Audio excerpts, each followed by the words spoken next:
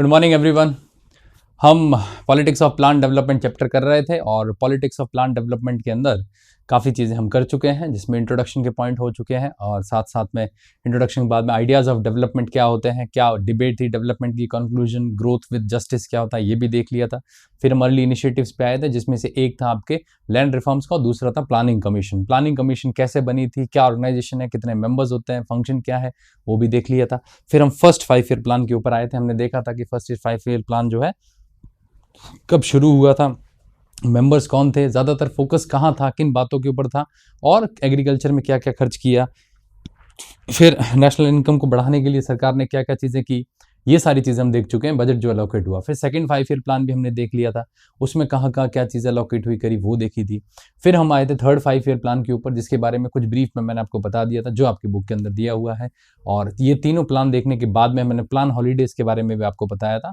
और इन सब के बाद में जब ये पूरे 15 साल बीत जाते हैं, तो इन 15 साल के बाद में एक डिबेट शुरू होती है डेवलपमेंट के मॉडल को लेके। अब वो डिबेट मतलब कहने का मतलब है कि वो डिबेट इस तरीके से होती है कि 3 5 ईयर प्लान बन निकल चुके हैं।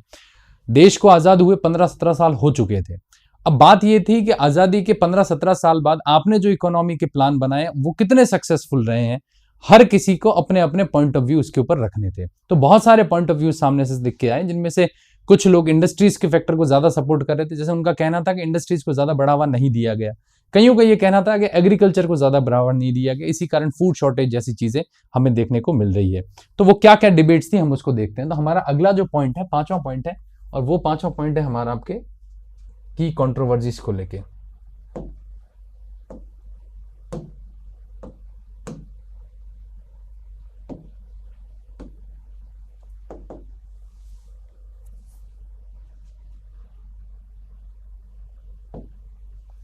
तो हम की कंट्रोवर्सीज को पढ़ने वाले हैं और 5th पॉइंट है हमारा, उसको देख लेते हैं। 5th पॉइंट है की कंट्रोवर्सीज। वो कौन सी कंट्रोवर्सीज थी जो इरप्ट हुई थी, controversies after 3 5 year plan. 3 5 year plan हमने निकाल चुके थे और उसके बाद में कौन सी कंट्रोवर्सीज थी। तो 2 बड़ी कंट्रोवर्सीज थी। एक कंट्रोवर्सी थी आपके एग्रीकल्चर वर्सेस आपके इंडस्ट्रीज और दूसरी थी पब्लिक वर्सेस प्राइवेट सेक्टर। किस चीज को लेके? तो देखिए, जैसा कि हमने पढ़ रखा है कि इंडिया ने आजादी के बाद में जो स्ट्रेटेजी अपनाई थी डेवलपमेंट के लिए, स्ट्रेटेजी ऑफ डेवलपमेंट, उसको लेके बहुत सारे क्वेश्चंस अब लोगों के दिमाग में चल रहे थे, क्योंकि ये 15 साल बीत चुके थे और 15 साल बीतने के बाद में भी यही क्वेश्चंस अभी तक बहुत ज्यादा रेलेवेंट थे। यानी कि ऐसा नहीं था कि 15 साल पहले हमने सोचा था कि एग्रीकल्चर को इतना प्रोडक्शन करेंगे कि 15 साल बाद में फिर कोई क्वेश्चन ही पीछे नहीं बचेगा कि हम एग्रीकल्चर के सेक्टर को इतना ज्यादा अच्छा कर लेंगे। हमने ये सोचा जरूर था, बट ऐसा कुछ हुआ नहीं था 15 साल बाद। मतलब बहुत कम सक्सेस मिली थी, जैसा मैंने बताया था। सेम इंडस्ट्रीज के साथ में भी है। हमने दूसरे 5 ईयर प्लान के अंदर, तीसरे 5 ईयर प्लान के अंदर इंडस्ट्रीज में पैसा लगाने की कोशिश की, लेकिन वो ग्रोथ अचीव नहीं हुई जो हम ग्रोथ करना चाहते थे, क्योंकि ऑब्स्टिकल्स बहुत सारे थे। ऑब्स्टिकल्स क्या कहते हैं वो भी मैं आपको समझा चुका हूं। अब यहां बात आ जाती है स्ट्रेटेजी ऑफ डेवलपमेंट से लेके क्या रिलेवेंट क्वेश्चंस थे, तो वो देखते हैं। तो 2 डिबेट्स यहां पे शुरू होती है और डिबेट्स थी, एक पहली डिबेट थी आपके एग्रीकल्चर वर्सेस इंडस्ट्रीज। कहने का मतलब है कि कुछ लोग ऐसे थे जो एग्रीकल्चर के सपोर्ट में बहुत ज्यादा थे और उनका ये कहना था कि गवर्नमेंट ने अभी तक एग्रीकल्चर पे इतना ज्यादा पैसा खर्च नहीं किया। गवर्नमेंट ने जो अपना सेंट्रलाइज्ड प्लान बनाया उसमें इंडस्ट्रीज को जगह ज्यादा दी। और इंडस्ट्रियल जो लोग थे जो इंडस्ट्रीज के सपोर्ट में थे, वो ये कह रहे थे कि सरकार ने इंडस्ट्रीज के ऊपर इतना ज्यादा ध्यान नहीं दिया, पैसे जो इंडस्ट्रीज के ऊपर लगाने थे जिन मेन चीजों के ऊपर वहां पे लगाए नहीं, और गवर्नमेंट ने प्राइवेट इंडिविजुअल्स को भी इतना स्पेस नहीं दिया। तो वो क्या क्या कंट्रोवर्सी एक एक करके हम देखते हैं। सबसे पहले हम बात करते हैं कि आपके एग्रीकल्चर की। यहां पे आ जाते हैं, हम एग्रीकल्चर को जानते हैं। अब पहला पॉइंट हमारा आ जाता है आपके एग्रीकल्चर।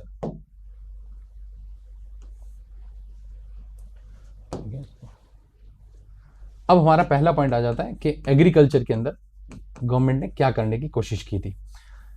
सबसे पहली चीज आ जाती है कि खेती की बात कर रहे हैं हम यहां पे। इस डिबेट में एग्रीकल्चर वाला पार्ट थोड़ा ज्यादा रहा था। अब देखिए, ये कहना था सबका कि जो 3 5 ईयर प्लान बनाए गए हैं, तीनों के तीनों, फर्स्ट, सेकंड और थर्ड, ऐसे लोग जो एग्रीकल्चर को ज्यादा सपोर्ट कर रहे थे, ऐसे लोग जो ये चाहते थे इंडिया की रूरल इकोनॉमी ज्यादा डेवलप हो, ऐसे लोग जो ये चाहते थे इंडिया फूड के मामले में एकदम सेल्फ रिलायंट बने, उन लोगों का ये कहना था कि तीनों के तीनों 5 ईयर प्लान जो है वो पूरा सपोर्ट करते हैं आपके किसको, इंडस्ट्रीज को, और इंडस्ट्रीज में ही ज्यादातर गवर्नमेंट ने पैसा लगाया। उन्होंने अपना पॉइंट ऑफ व्यू रखा था और इंडस्ट्रीज वालों ने अपना पॉइंट ऑफ व्यू रखा था। दोनों तरफ से क्रिटिक्स थी कि गवर्नमेंट को दोनों को बैलेंस करके चलना था। हमने देखा भी था कि सारा पैसा जो था वो आपके तीनों 5 ईयर प्लान के अंदर किसमें लगाया था, तो इंडस्ट्रीज के अंदर सबसे ज्यादा पैसा लगाया, एग्रीकल्चर वाले मामले के अंदर।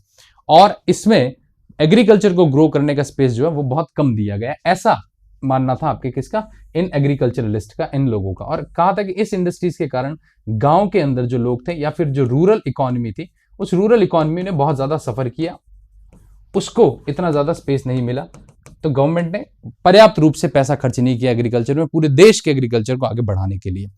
इनमें से मेन कौन ऐसे लोग कहने वाले थे, तो एक नाम आ जाता है जिनका नाम था जेसी कुमारप्पा। ये नाम बहुत इंपॉर्टेंट है, आप लोग याद रखते हैं ना, कुमारप्पा, जोसेफ चैनलियस कुमारप्पा, और इनको एक और नाम भी है जेसी कॉर्नेलियस, कॉर्नेलियस भी बोलते हैं इनको। जेसी कॉर्नेलियस कौन थे, तो देखिए ये आपके साउथ इंडिया के थे और प्लानिंग कमीशन के मेंबर भी थे और एक इकोनॉमिस्ट भी थे। और एज ए इकोनॉमिस्ट इन्होंने, ये जिस इकोनॉमी पे बिलीव करते थे उसको बोलते हैं आपके गांधीयन इकोनॉमी या गांधीयन इकोनॉमी।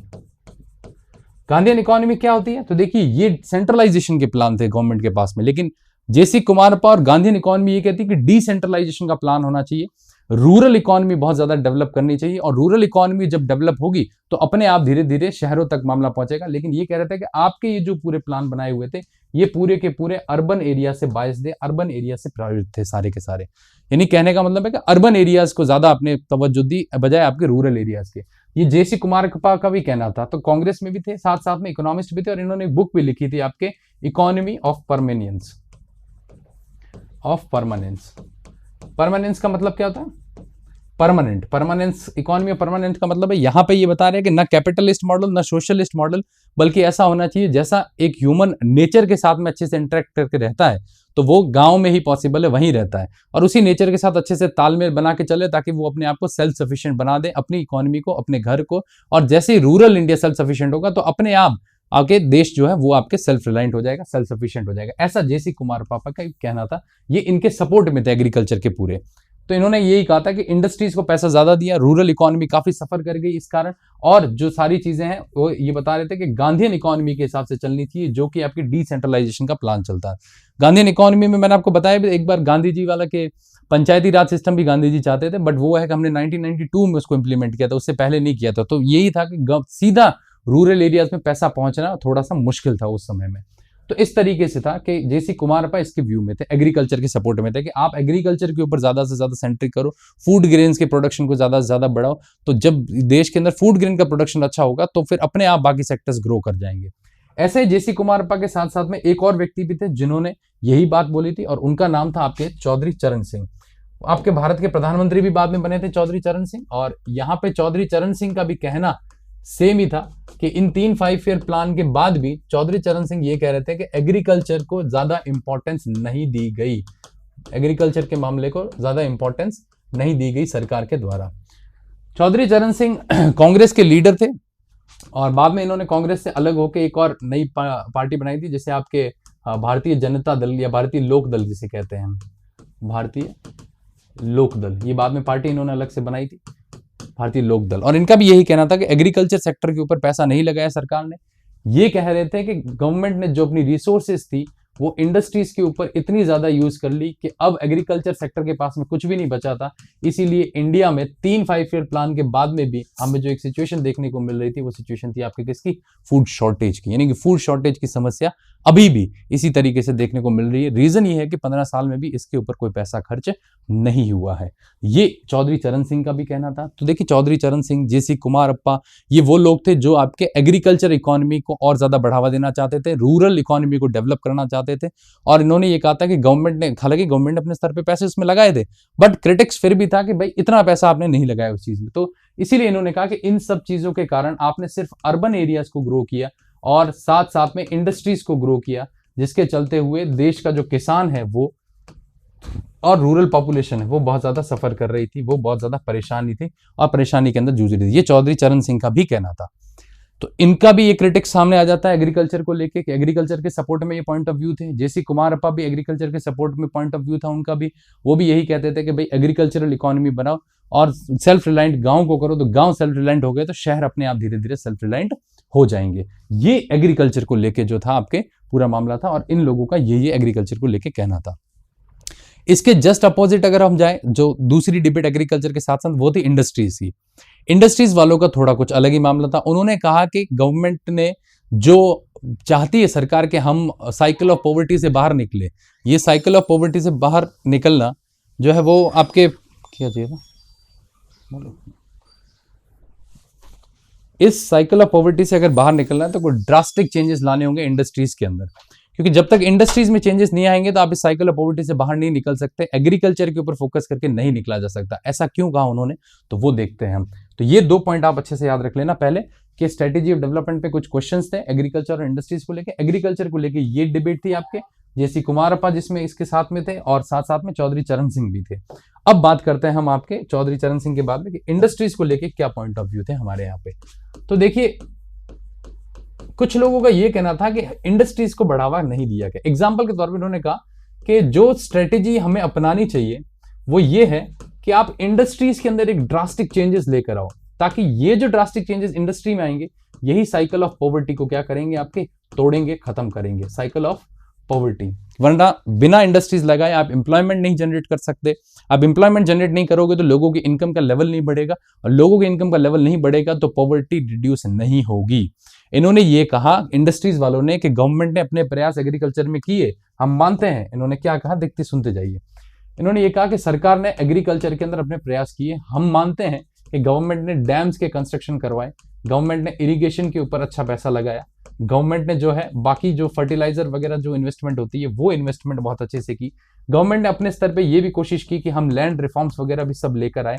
ये सब सरकार ने अपने स्तर पे प्लान किया, पैसे सरकार ने इन सब जगहों के ऊपर लगाए, लेकिन सरकार को ये नहीं पता उस रूरल इंडिया के अंदर कुछ ऐसी कम्युनिटीज रहती है, कुछ ऐसे लोग रहते हैं या कुछ ऐसी कम्युनिटीज हैं जो कि सोशली बहुत ज्यादा पावरफुल है और साथ साथ में पॉलिटिकली भी बहुत ज्यादा पावरफुल है।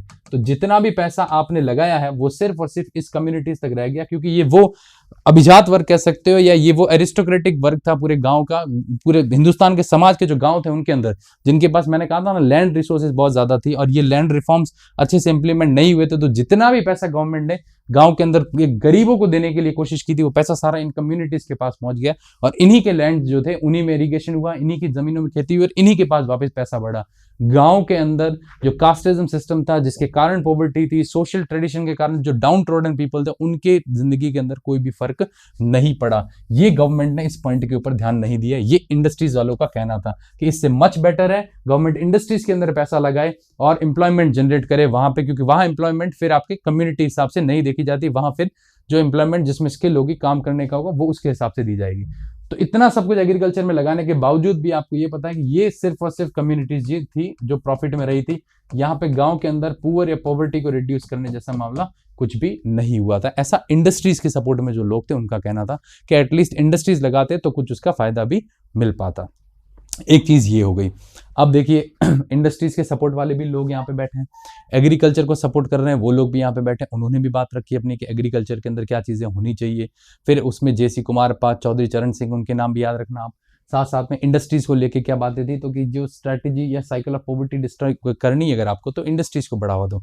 ये बात सही भी है कि अगर आप थोड़ा इंडस्ट्रीज के ऊपर बढ़ावा दें तो साइकिल ऑफ पॉवर्टी उससे ज्यादा खत्म होती है। लेकिन बात यह है कि उस समय क्या भारत जो था उसमें फूड शॉर्टेजेस की भी प्रॉब्लम थी, तो गवर्नमेंट एकदम से एक चीज के ऊपर स्टिक नहीं रह सकती। सरकार ने दोनों को बैलेंस करने की कोशिश की लेकिन हो नहीं पाए, बट कुछ कुछ सक्सेस हमें हर जगह मिली। हम उसको भी देखेंगे आगे क्या सक्सेस हमें मिली थी, क्या फाउंडेशन हमारा बन गया था। तो एक चीज ये होगी, एक डिबेट तो ये है। इसके बाद में तो देखिए मैंने आपको बताया कि जैसे 2 डिबेट्स है की कंट्रोवर्सीज में, सबसे पहली डिबेट है की कंट्रोवर्सी थी कि एग्रीकल्चर वर्सेस इंडस्ट्रीज। तो हमने दोनों के पॉइंट ऑफ व्यू देखे, दोनों ने कहा कि एग्रीकल्चर में पैसा इतना ज्यादा नहीं लगाया, इंडस्ट्रीज में लगाया। इंडस्ट्रीज वाले कहते हैं कि नहीं, आपने एग्रीकल्चर के ऊपर पैसा लगाया तो भी उससे मिला कुछ नहीं आपको, इससे बढ़िया आप इंडस्ट्रीज के ऊपर और ज्यादा पैसा लगाते तो शायद साइकिल ऑफ पॉवर्टी डिस्टर्ब जो है वो जो आपके डिस्ट्रॉय हो सकती थी। इसके अलावा दूसरी जो डिबेट आती है वो आ जाती है डिबेट आपके कि पब्लिक सेक्टर के पास में ज्यादा चीजें होनी चाहिए या फिर प्राइवेट सेक्टर के पास में। अब ये दूसरी डिबेट है, सेकंड डिबेट। सेकंड डिबेट क्या कहती है देखिए दो सेक्टर्स होते हैं, मैंने आपको इंडस्ट्रीज के अंदर दो सेक्टर है, या तो पब्लिक सेक्टर की इंडस्ट्रीज होगी, जैसे अभी हमारे यहाँ पे भेल है, ऑयल इंडिया कॉर्पोरेशन है वगैरह, ये सब पब्लिक सेक्टर की है। प्राइवेट सेक्टर की इंडस्ट्रीज का मतलब क्या हो गया, जहां पे इंडस्ट्रीज की ओनरशिप हो गई, इंडस्ट्रीज का मैनेजमेंट हो गया, और इंडस्ट्री किस तरीके से रन होगी वगैरह, ये सब प्राइवेट इंडिविजुअल्स के हाथ में हो, कोई ग्रुप के हाथ में हो या किसी इंडिविजुअल के हाथ में हो, तो उसे प्राइवेट इंडस्ट्रीज कहते हैं। दूसरा पब्लिक सेक्टर की इंडस्ट्री, जिसकी ओनरशिप भी गवर्नमेंट के पास में हो, रनिंग ऑपरेशन भी गवर्नमेंट के पास में, मैनेजमेंट सब गवर्नमेंट देखती है, तो उसे हम पब्लिक सेक्टर की इंडस्ट्रीज कहते हैं। अब दोनों डिबेट क्यों हुई, देखिए सीधी सी बात है, इंडिया ने एक मिक्स मॉडल अपनाया था जिसमें कैपिटलिज्म के भी चीजें थी, मैंने आपको बताई थी, और जिसके अंदर सोशलिज्म से जुड़ी हुई चीजें भी आपके थी, ये भी मैंने बताई थी। तो सोशलिज्म के भी कुछ एलिमेंट लिए, कैपिटलिज्म के भी कुछ एलिमेंट लिए। जब दोनों के एलिमेंट लिए तो सीधी सी बात है, लेफ्ट विंग वाले भी क्रिटिसाइज करेंगे अगर उन्होंने कुछ चीजें इसकी रखी है तो, और दूसरा राइट विंग वाले जो लोग थे वो भी इसको क्रिटिसाइज करेंगे। क्यों? क्योंकि उन्होंने सोशलिज्म जैसी चीजें रखी है। तो दोनों की तरफ से क्रिटिक्स ओपन हो गए, यानी लेफ्ट वाले भी क्रिटिसाइज कर रहे हैं और लेफ्ट राइट वाले भी क्रिटिसाइज कर रहे हैं, क्योंकि एक मिक्स्ड मॉडल लिया था। अगर एक तरफा मॉडल लेते, जैसे एक एग्जांपल कैपिटलिज्म का मॉडल लेते, तो वहां से तो क्रिटिक्स आने का सवाल ही नहीं होता फिर, या पूरा सोशलिज्म का मॉडल लेते तो भी वहां से क्रिटिक्स नहीं आते। लेकिन दोनों मॉडल्स को एक साथ मिक्स में अपनाने की कोशिश की तो दोनों तरफ से क्रिटिक्स आने शुरू होते हैं। क्रिटिक्स क्या होते हैं तो उसको समझो। अब पहला क्रिटिक्स आपके शुरू होता है प्राइवेट सेक्टर के साथ में। प्राइवेट सेक्टर के लोगों का क्या कहना था तो उसको सुन लीजिए। जो लोग ये कह रहे थे कि गवर्नमेंट ने प्राइवेट सेक्टर को बढ़ावा नहीं दिया, उनकी क्या क्रिटिसिज्म थी वो सुनते रहिए।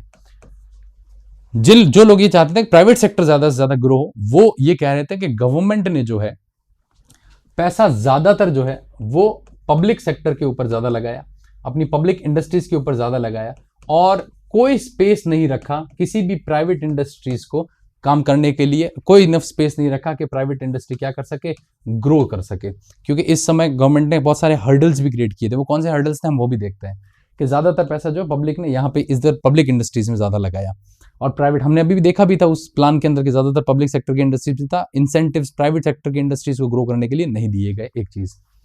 दूसरा, इनका यह भी कहना था प्राइवेट सेक्टर वालों का कि जो आपने टैरिफ्स लगाए थे, साथ साथ में टैरिफ से पहले इन्होंने ये कहा था कि बहुत सारे हर्डल्स क्रिएट किए गए प्राइवेट इंडस्ट्रीज के लिए, जैसे कि आपके उस हर्डल का नाम है परमिट राज, या फिर इसको दूसरे शब्दों में एक और नाम दिया जाता है जिसे कहते हैं आपके क्या, लाइसेंस राज। ये क्या होता है? देखिए लाइसेंस राज या परमिट राज उस समय क्या था कि गवर्नमेंट से अगर किसी भी प्राइवेट इंडिविजुअल को कोई इंडस्ट्री लगानी है तो वो गवर्नमेंट के करीब 80 अलग अलग डिपार्टमेंट से परमिशन लेगा। तो इतनी सारी परमिशन लेके फिर इन्वेस्टमेंट करके और फिर इंडस्ट्री को शुरू करे वो, तो अपने आप में बहुत ज़्यादा हेक्टिक काम हो जाता था। हर किसी के बस की ये बात नहीं थी। आज के समय में जो बिजनेस स्टार्टअप नॉर्मली लोग शुरू कर देते हैं ना, वैसा कोई सिस्टम उस समय नहीं था।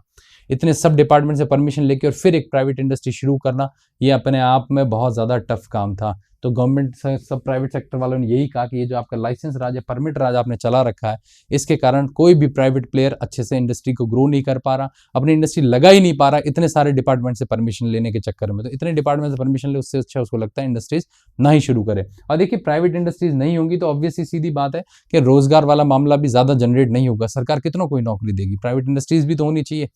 तो ये भी मामला यहाँ पे कहा कि आपने परमिट राज और लाइसेंस राज, ये शब्द याद रख लेना, बहुत इंपॉर्टेंट शब्द है। परमिट राज और लाइसेंस राज के तहत पब्लिक सेक्टर ज्यादा से ज्यादा पैसा लगाया और प्राइवेट सेक्टर को ग्रो करने का कोई भी स्पेस यहाँ पर नहीं मिला। ये प्राइवेट सेक्टर का कहना था। फिर इसके साथ साथ में प्राइवेट सेक्टर के लेके और भी बहुत सारा डिबेट थी। प्राइवेट सेक्टर के लोगों ने इसके स्पेस में ग्रो नहीं करने देना, फिर ये सारी परमिट या फिर राज या लाइसेंस राज, इन सब के मामले में ये हर्डल्स लेकर आना, ये प्राइवेट सेक्टर्स कहता था। और प्राइवेट सेक्टर ने कहा था कि हमारे को ग्रो करने के लिए बिल्कुल भी गवर्नमेंट ने इंसेंटिव्स वगैरह नहीं दिए। ये इधर से डिबेट आती है प्राइवेट सेक्टर को। तो ये कहते थे कि जितना हो सके कैपिटलिस्ट मॉडल को थोड़ा ज्यादा लगाया जाए, इंसेंटिव्स दिए जाए, प्राइवेट सेक्टर को ग्रो किया जाए। और साथ में इन्होंने ये भी कहा था कि जो गवर्नमेंट ने टैरिफ लगाए थे, मैंने आपको बताया था सरकार ने बाहर से इंपोर्ट होने वाली जो चीजें थी उनके ऊपर टैरिफ लगाया था। तो इनका ये कहना था कि इस चक्कर में हुआ क्या, एक तो डोमेस्टिक इंडस्ट्रीज थी, उनके सामने एक तो कोई कंपटीशन नहीं था, क्योंकि बाहर से अगर चीजें आती तो शायद कंपीट भी करते, टेक्नोलॉजी वगैरह भी करते हैं। अब इसकी को ही क्रिटिसाइज कर रहे हैं, पहले खुद ने कहा था कि इन्होंने कि इंपोर्ट उसके लगाया जाए। ठीक है, ये बात भी सही है, हालांकि बाहर से अगर अच्छा कंपटीशन नहीं होगा तो यहाँ की इंडस्ट्रीज भी ज्यादा ग्रो नहीं करेगी बिना कंपटीशन के।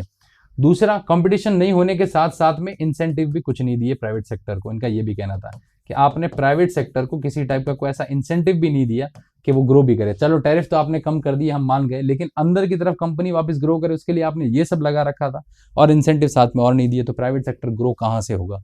15 साल 17 साल बीत चुके हैं देश को और देश में प्राइवेट सेक्टर नाम पे कुछ भी ग्रो नहीं हो रहा है। बहुत बहुत ही लिमिटेड 2 या 4 घराने थे जिनका काम चल रहा था आपके प्राइवेट सेक्टर के अंदर। बाकी एक आम आदमी के लिए कोई भी बिजनेस खड़ा करना बहुत टेढ़ा काम था। अभी जो जितना ईजी काम है उतना ईजी उस समय नहीं हुआ करता था। तो ऐसे करके प्राइवेट सेक्टर वाले लोग यहाँ पे आए और इनका ये कहना था कि पब्लिक सेक्टर में पैसा डालने के बजाय आप प्राइवेट इंडस्ट्रीज को भी कहो ग्रो करें, ताकि इंडिविजुअल जो ग्रोथ करेगा वो धीरे धीरे बाकियों को भी ग्रो करेगा। ये प्राइवेट सेक्टर के लोगों का कहना था। दूसरी तरफ था आपके वो लोग जो आपके कौन से थे? पब्लिक सेक्टर के लोग। अब पब्लिक सेक्टर के अंदर भी क्रिटिसिज्म थे कि सरकार ने पब्लिक सेक्टर में भी इनफ नहीं किया। जैसे एग्रीकल्चर का मैंने कहा ना, सरकार ने बेचारी ने पहले प्लान 5 साल के बनाए, उसमें पूरा एग्रीकल्चर पे फोकस किया, तो भी लोगों ने कहा कि इतना ज्यादा फोकस नहीं किया आपने। सरकार ने दूसरा प्लान बनाया, उसमें इंडस्ट्रीज के ऊपर फोकस किया, पब्लिक इंडस्ट्रीज के ऊपर फोकस किया, तो भी पब्लिक सेक्टर की तरफ से ये आ रहा था कि नहीं, पब्लिक सेक्टर में भी इनफ पैसा नहीं लगा था। अब ये देखिए क्रिटिसिज्म सब जगह से आएंगे, आप भी काम करोगे कुछ भी करोगे तो क्रिटिसिज्म होना स्वाभाविक है। अब दूसरा आ जाता है आपके कि पब्लिक सेक्टर वालों का क्या कहना था। वो लोग जो चाहते थे पब्लिक सेक्टर ग्रो करे, उसमें इनका क्या कहना था। अब पब्लिक सेक्टर वालों की क्रिटिसिज्म सुनिए आप। इन्होंने ये कहा कि सरकार ने अभी तक इनफ नहीं किया है, पब्लिक सेक्टर के अंदर पैसा नहीं लगाया है ढंग से। क्यों? क्योंकि इन्होंने ये कहा कि गवर्नमेंट ने सिर्फ और सिर्फ पब्लिक सेक्टर में भी इंडस्ट्रीज पे पैसा लगाया, जबकि गवर्नमेंट ने पब्लिक की एजुकेशन के ऊपर कोई पैसा स्पेंड नहीं किया। साथ साथ में गवर्नमेंट ने पब्लिक एजुकेशन के साथ में पब्लिक जो हेल्थ केयर सिस्टम है इसके ऊपर कोई स्पेंडिंग नहीं की। नो स्पेंडिंग्स या बहुत लो स्पेंडिंग्स थी इस समय। कहने का मतलब है कि पब्लिक एजुकेशन और पब्लिक हेल्थ केयर पे पैसा खर्च नहीं हुआ। आपका ह्यूमन डेवलपमेंट जो है वो हेल्थ केयर और एजुकेशन से होगा, आपने उसी के ऊपर पैसा नहीं खर्च किया। आपने सिर्फ और सिर्फ इंडस्ट्रीज के ऊपर पैसा लगा दिया और वहां पे स्किलफुल जो लोग चाहिए, काम करने वाले लोग चाहिए, वो इसी शिक्षा और हेल्थ केयर सिस्टम के तहत आएंगे। अगर उन लोगों को अच्छे से नर्चर नहीं किया गया, अच्छी एजुकेशन नहीं दी गई, तो लोग उस तरीके की स्किल कभी एक्वायर नहीं कर पाएंगे जो इंडस्ट्रीज में काम करने को चाहिए। ये भी इन्होंने कहा।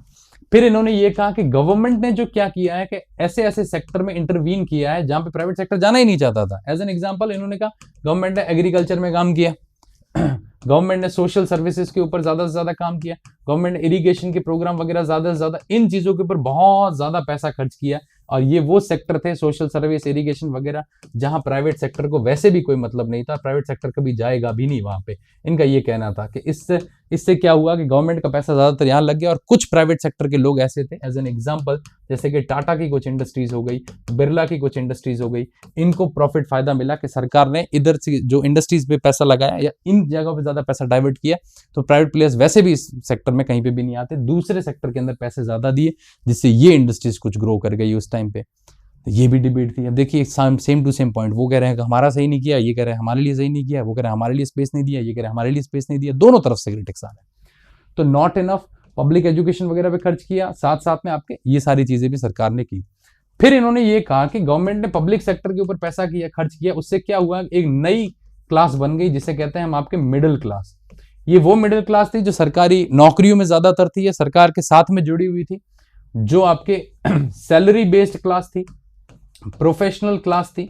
और ये वो सैलरी बेस्ड और प्रोफेशनल क्लास थी जो आपके समाज में नई क्रिएट हो रखी थी और ज्यादा से ज्यादा प्रॉफिट का मामला ये खुद ही लेकर जा रहे थे, यही क्लास उठा रही थी।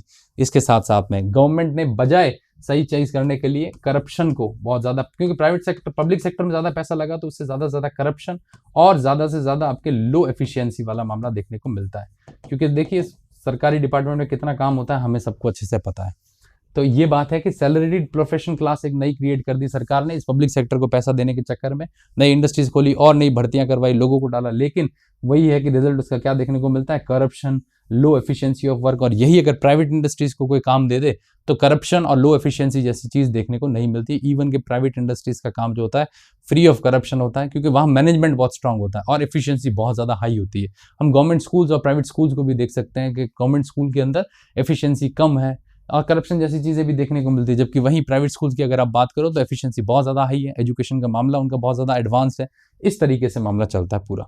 तो ऐसी एक क्लास क्रिएट कर दी और ये कहा कि बजाय जो हम जिस पॉवर्टी को एंड करने की बात कर रहे थे उसमें बात ये हुई कि पॉवर्टी का प्रपोर्शन और ज्यादा बढ़ गया। नंबर ऑफ पुअर भले घट गए हो लेकिन प्रपोर्शन बढ़ गया। क्या मतलब, नंबर ऑफ पुअर जो है वो घट गए हैं, लेकिन प्रपोर्शन और बढ़ गया। इन द सेंस कहने का मतलब है कि पहले जैसे 34 करोड़ जनसंख्या थी, तो उसमें से मान के चलिए 20 करोड़ लोग जो थे वो पॉवर्टी रेखा से नीचे थे।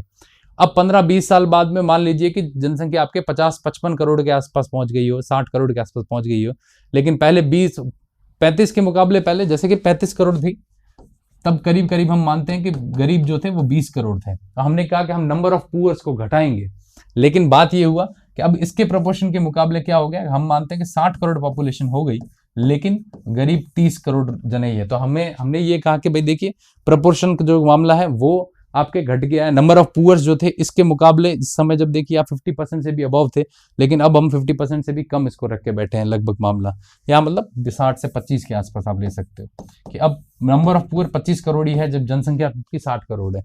तो वो भले इन्होंने कहा कोई बात नहीं, 50% से कम है यहाँ पे और यहाँ 50% से ज्यादा पुअर्स है, आपने नंबर ऑफ पुअर्स घटा दिए, लेकिन प्रोपोर्शन अभी भी हाई है आपके। 25 करोड़ भी एक आंकड़ा है, पहले 20 करोड़ गरीब थे, 25 करोड़ गरीब है, जनसंख्या बढ़ गई है, वो एक अलग चीज है। तो भी उन चीज़ों का ये रिजल्ट आया।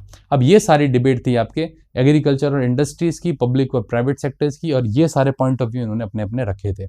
और ये पॉइंट ऑफ व्यू वैसे होने भी थे, आज भी होते हैं। हम देखते हैं ना कि अभी बीच में आया था कि LIC के कुछ शेयर्स को देने की गवर्नमेंट बात कर रही थी, तो हमने कहा कि मोदी जी जो है सब बेच रहे हैं सारी चीज़ों को। कुछ एयरपोर्ट्स थे वो लीज पे दिए गए हैं, तो भी वही डिबेट आती है कि सारा सब बेच देगी सरकार, आपके अडानी को बेच देगी, अंबानी को बेच देगी। इस तरीके से हम देखते हैं, यही क्रिटिक्स थी इस टाइम भी कि सारा प्राइवेट सेक्टर को दे दिया, पब्लिक सेक्टर के लिए कोई स्पेस ही नहीं रखा, या फिर गवर्नमेंट ने जो सोशल सर्विसेज का कोई काम नहीं करा। तो अभी भी ये सारी चीज़ें हम देखने को हमें मिलती है। तो ऐसे आपके ये डिबेट्स सामने आई मिलके इन 3 5 ईयर प्लान पे। तो हमने 5 ईयर प्लान क्या होता है वो देखें, 3 5 ईयर प्लान क्या होता है वो देखें, इन 5 ईयर प्लान के बाद में क्या डिबेट्स आती है। तो एग्रीकल्चर और इंडस्ट्रीज, कुछ लोग एग्रीकल्चर के सपोर्ट में अभी भी खड़े हैं, कुछ लोग इंडस्ट्रीज के सपोर्ट में अभी भी खड़े हैं। फिर आ जाता है पब्लिक और प्राइवेट सेक्टर, क्योंकि मिक्स्ड इकोनॉमिक मॉडल था, तो कई कह रहे थे पब्लिक सेक्टर को अभी तक इतना बढ़ावा नहीं दिया, कई कह रहे थे प्राइवेट सेक्टर को अभी तक इतना बढ़ावा नहीं दिया। अब दोनों तरफ से आपके जो है मामला वो इरप्ट होने लगता है, और इस तरीके से डिबेट पूरी चलती है। अब इसके बाद में हम आते हैं आपके नेक्स्ट पॉइंट के ऊपर, और नेक्स्ट पॉइंट हमारा हम अगले लेक्चर में पढ़ेंगे, और उस पॉइंट के अंदर हम पढ़ेंगे कि आखिर क्या मेजर आउटकम्स आए इन सारी चीज़ों के बाद में, कि एक फाउंडेशन इकोनॉमी का अच्छा बन गया था, वो क्या फाउंडेशन था उसको देखते हैं। कि मेजर आउटकम्स में यही था कि एक अच्छा फाउंडेशन बन गया था, और देखेंगे कि लैंड रिफॉर्म्स की क्या स्थिति थी। कुछ पहलू लैंड रिफॉर्म्स के सक्सेसफुल रहे थे और कुछ अनसक्सेसफुल रहे थे इन 15 साल के बाद, वो क्या है वो हम अगले लेक्चर के अंदर देखेंगे। तब तक के लिए थैंक यू।